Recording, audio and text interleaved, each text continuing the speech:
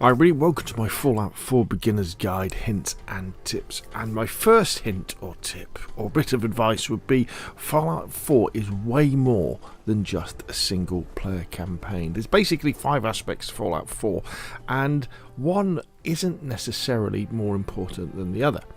You've got your main quest, which is the main storyline that you're following through. There's the dozens and dozens of side quests that you'll come across and encounters. There's exploration, where you just wander off into the wasteland to see what you can find. There's the amazing addition of settlements, where you can play a mini game. Well, it's not even a mini game, almost a full game of Sims, where you build your own defensive settlements where people are farming or they're trading. And then there's the RPG character progression. So with Fallout 4, take as much time as you want to explore all of these aspects of the game, and there's nothing wrong with at some point saying, look, actually I'm going to put the main quest on hold for a bit and I'm going to go off and I'm just going to do some side quests. Or the thing that's probably the most fun is I'm just going to wander off and explore and see what I bump into. Or I'm going to spend some time building up my settlements and attracting more NPCs and making them more powerful, making it so that they grow more food or more water, or so they're all connected up. My next piece of advice would be to really get to know your Pip-Boy. This is a fantastic piece of kit that acts as kind of the menu that you would normally have in a normal game. So you've got your stats, which tell you, how you're doing, are you injured and things like that, and also you've got your firepower and your armor rating. And then you've got your kind of specials. So this is how you're building your character in terms of the perks and the points that you're putting into it. And remember, with perks, these tend to be controlled by things like magazines and bottle heads that you pick up. Now, when you get into the inventory section, this can be a little bit daunting to start off with because you pick up an awful lot of stuff in Fallout 4 and you can only carry so much. And look in the bottom left hand corner, you'll see at the moment my character has a limit of 245 and we've got 202. So it's important to know how to organise this stuff. So if you look at the bottom of the screen, if I click on my left stick, I can sort things by damage, rate of fire, the RNG, the range, the accuracy, and the value, and the weight. So you can go through and you can check things, right? How much does this cost? Am I actually using it? Should I pass it on?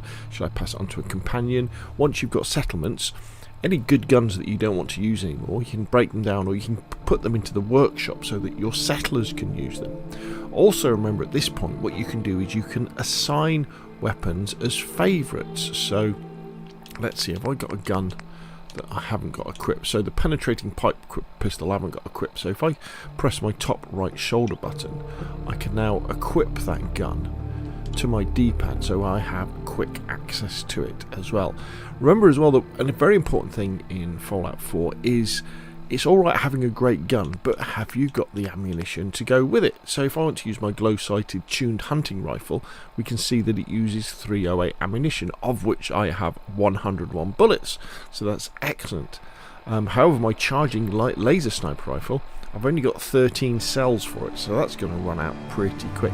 So bear that in mind, sort out your favourite so you don't end up having, say, a number of weapons on your D-pad that actually you don't have much ammo for. Obviously, to get ammo, you can go and scrounge for it, or you could go and visit a trader, and you can go and buy it. Then we have our apparel as well. And when you start off with, just what's important is just making the numbers go up. So if you look in the bottom right corner, you can see there's a little helmet, and we've got a value of 51 and 38. So what we want to do is we just want to sort of go through and there we go, look at this stuff, and as long as the numbers are bigger, equip it. And then the stuff that you haven't got, you can either just drop it, or you can sell it, or you can put it into your workshop, or you can give it to your settlers, give it to your companion in order for them to have better armor as well. Aid is very important. A lot of this stuff that you pick up in the wasteland, if it hasn't been cooked, will add rads to your character, so your character slowly takes more radiation damage. And just remember, you can go and see a doctor to get rid of this, or if you go down to the bottom, you can, if you found some radaway, you can use that. And you can also cook different meals. If you go to a cooking station with any of this stuff you've picked up, you can then cook it, and from that point onwards it will help you to heal without generally giving you radiation damage. We've got the miscellaneous stuff here that can include things like books and things that will give you perks. We've got various junk. Now junk is better off getting rid of most junk when you go to your workshop. Transfer all the junk to there so that you can use it in your settlement. And then we've got any mods we've picked up, and then we've got our ammo. Moving on, here we have our quests. Now this is again a very, very important screen, and it's very easy to get a little bit overwhelmed again in this screen and have too many quests open at the same time, so that your compass at the bottom of the screen gets overwhelming. So what I would say is, when you have a look through, see which quest you want to do next, or side quest. And then just mark it. And then certain quests, so if we say this one, Ghoul Problem Green Top Nursery, you can see at the bottom it says X show on map. So we can press X and we can bring it up, and then we can see if we can fast travel to this location, or maybe we can fast travel to somewhere close to actually get there, and then do that quest and then look at the next one. We've also got our workshops. Now this is really handy. They're called workshop, but these are your settlements. And what you can do here is you can look for problems. So for example, at Sanctuary Hills, my settlement there, we've got a little warning. If we look in the bottom right corner, we can see that we've got a warning next to beds and happiness, which probably means there's not enough beds for the settlers that are there. So we need to go to Sanctuary Hills, I happen to be there already, and put in some beds. And then we've got our stats. So this is kind of what you've done in the game. The map, and then you can zoom in and out, you can go around, we can flick to the local map, which isn't always that useful. I'll still get lost. And then we can show our supply lines. So if, for example, you've joined up your settlements with supply lines, which means that they can share resources, that can be very good indeed. And then we've got our radio, so you can listen to the funky sounds of the wasteland. And remember, certain radio stations you can only hear at certain points. So there's the Pip-Boy. And finally as well, let's see if we can go somewhere dark. If you press and hold, well, it's the B button on Xbox, not quite sure what it is on PlayStation or PC, you can turn the light on, which is very good in darker areas. Now Fallout 4 is a pretty good first person shooter. However, it does have the Vats system, and it can be very useful indeed, so make use of it where you can.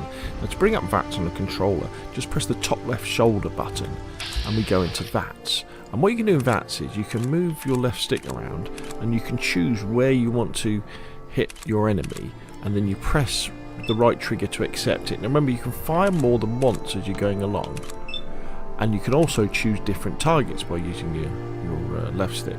And then when you press A on Xbox, that would then accept it, and then you would fire. This is very similar in a way like you would do in say a role-playing game where it was turn-based.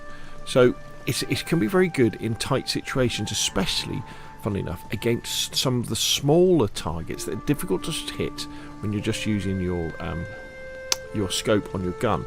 Also, remember, with smaller targets, melee weapons can be very good, and a melee strike can be very good for taking out smaller targets, or indeed larger targets that have got a little bit close to you as well. Oh yes, the beds in Fallout 4. These things are all over the place, and you may just think of them as a way to pass time, but remember, you will heal, and you will heal things like crippled limbs when you go to sleep for a few hours as well.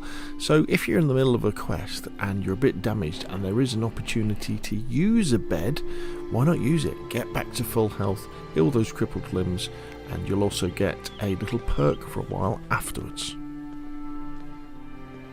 So as you explore the Commonwealth, you'll be able to unlock different areas, and once you've discovered an area, you'll then have the ability, if you go into the map on your Pip-Boy, to fast travel to that particular point, which means that it makes it incredibly easy and quick to cover large distances.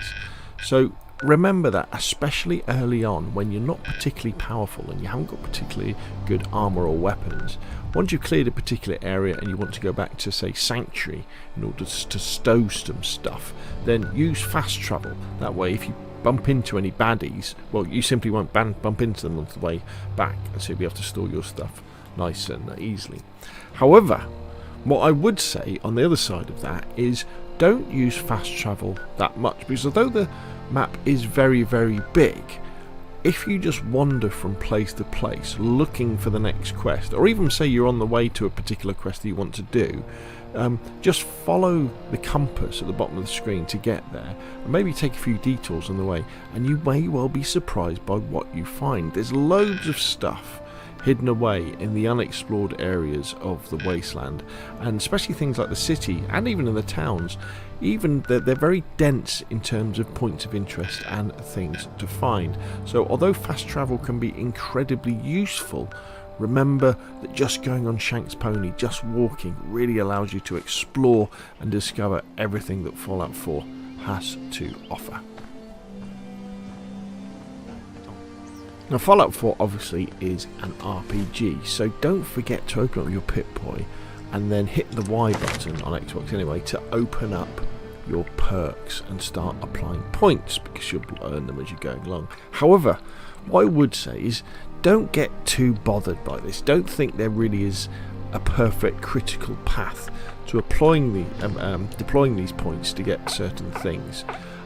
What I would say is have a look through, see which perks and abilities you think you might want to work towards, and then you can apply the points in the correct areas to allow you to work towards those particular things. However, there's an awful lot of points available in Fallout 4, and the longer you play it, you can really start to unlock a lot of different abilities and lots of different perks. Probably one of the most important ones that you'd have is local leader if you're into having settlements, because this enables you to build stores and this enables you to link up settlements to start off with, so that different settlements can share the same resources. And this is very important, because then when you open up a new settlement, you can link it with a trader, and then you can then use the resources of all the other settlements to build that settlement up in terms of defense and buildings and beds and all that sort of stuff. So have fun with the perks and lean into what Bethesda and the Fallout devs are doing with this, which is really giving you an opportunity to try out different builds, because it's all fun at the end, and there's some really cool stuff in here to play around with. I've got to say that building up the settlements is one of my favourite things to do in Fallout 4, but it can be a little bit confusing to start off with. One of the most important things you have to remember is that the key to building settlements is the workshop. So when you go and you clear an area, you'll find one of these babies, and when you go up to it, you can transfer. So the first thing you probably want to do is hit, for example on Xbox you hit Y, and that moves all the junk that you've got into the workshop, so it then can be used for crafting or building. But then what you want to do is you want to press A to bring up the workshop option. So now we're in workshop mode, which means that as long as we're in the confines of the settlement, and you can probably just about see the green line that surrounds this settlement, we can kind of build stuff. Now, settlements comes in all sorts of different sizes, so some of them are really small and some of them, like Sanctuary, are pretty big. And what you want to do first really in any settlement is just go round and scrap all the stuff that you're just not going to need, because this is going to give you lots and lots of resources to get started to build things like houses, turrets, build an antenna to an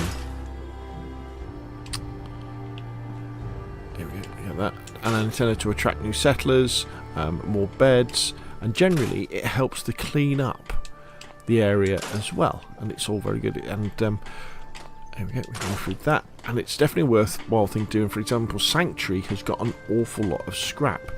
The other thing to remember is that as you're wandering around the wasteland in general, things don't have to obviously be scrap in order to be used as scrap. So what I mean is that when you see something like a desk fan, in somewhere, and you think, well, why would I want to take that? Let me just exit out of this. It's because, let's see if we've got a desk fan. It contains things that you'll need. Okay, so let's go something like that. So, for example, a fancy hairbrush. You think, well, what's the point in picking up a fancy hairbrush as I'm wandering around? Well, the reason is because that is made of plastic and 2 silver. So when it comes to making something that needs that, the workshop will automatically break that down and use it. Here we go. So we go down a gourd. That's food. We don't want that, do we? So even a Gwynett stout bottle, well, that's got 2 glass in it that might be useful for something. Military grade duct tape has ballistic fibre and adhesive into it. Even Nuka-Cola bottles, empty ones after you've drunk them, still have glass in, which will be useful. And there's a sensor, aluminium and nuclear material. So anything you can pick up, you can take back to the workshop. You can deposit it as junk, and you will probably use it in terms of building stuff around your settlement. One of the most useful things you can do to attract settlers is to build one of these. So this is a recruitment radio beacon, and this will then attract settlers to your settlement. But remember, what you need to do is, on your Pip-Boy, make sure you keep an eye on the data of your workshop, and just make sure they haven't got any problems. So I've got a couple of problems here. So where I'm at the moment at Sanctuary Hills, there's a problem with the beds that's affecting the happiness. Probably means I've got too many settlers and not enough beds, so I need to build some beds.